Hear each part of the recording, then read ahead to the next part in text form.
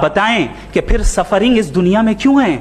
अगर खुदा नहीं है तो सफरिंग क्यों है? और उन लोगों के जज्बे का क्या जिनके अंदर सफरिंग के बाद इंतकाम लेने का जज्बा पाया जाता है और वो इस दुनिया से ऐसे ही चले गए, क्या उनकी सारी तकलीफें बेकार चली जाएंगी?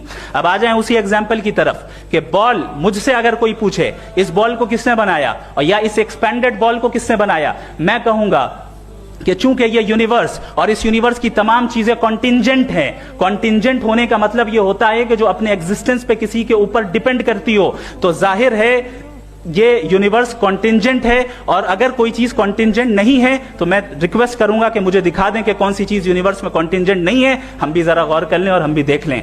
और जब कॉन्टिंजेंट चीजें मौजूद हैं तो फिलोसोफर्स की इस्तिलाह के मुताबिक, हम उस टर्मिनोलॉजी के मुताबिक हम उस जगह तक पहुंचते हैं और उस हस्ती तक पहुंचते हैं जिसे नेसेसरी बीइंग कहा जाता है, कि ये वो नेसेसरी बीइंग है जिसका मौजूद ना होना नामुमकिन हो। क्योंकि अगर ये मौजूद ना हो तो सारी चीजें एग्जिस्टेंस में आएंगी ही नहीं, और ये सारी कॉन्टिंजेंट चीजें उसी के ऊपर डिपेंड करती हैं। अब अगर आप ये सवाल करते हैं कि फिर उस हस्ती को किसने बनाया, फिर उसका कॉज क्या है, फिर उसका कॉज क्या है, फिर उसका कॉज क्या है, और एंडलेसली चले जाएं, इसे हम कहते हैं इन्फिनिट रिग्रेस ऑफ कॉजेस, जो कि लॉजिकल फैलेसी है। कॉन्सेप्चुअली इन्फिनिटी पॉसिबल है। मिसाल के तौर पे न्यूमेरिकल्स 1 2 3 गिनते चले जाएं, इन्फिनिट नंबर्स हैं। मैं कॉन्सेप्चुअली बात नहीं कर रहा, प्रैक्टिकली रियलिटी में साबित करके दिखाएं कि infinite regress of causes possible है या नहीं। अगर पॉसिबल है तो हम मान लेंगे, मिसाल दे दें, और पॉसिबल नहीं है तो एक ही ऑप्शन बचता है जिसे हम कहते हैं नेसेसरी बीइंग। ऐसी नेसेसरी बीइंग जो इंडिपेंडेंट है, क्योंकि अगर वो डिपेंडेंट हुई तो वो नेसेसरी नहीं रहेगी।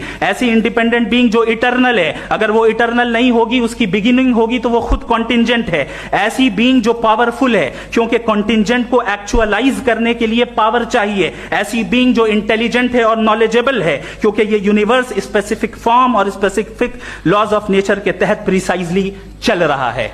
Thank you.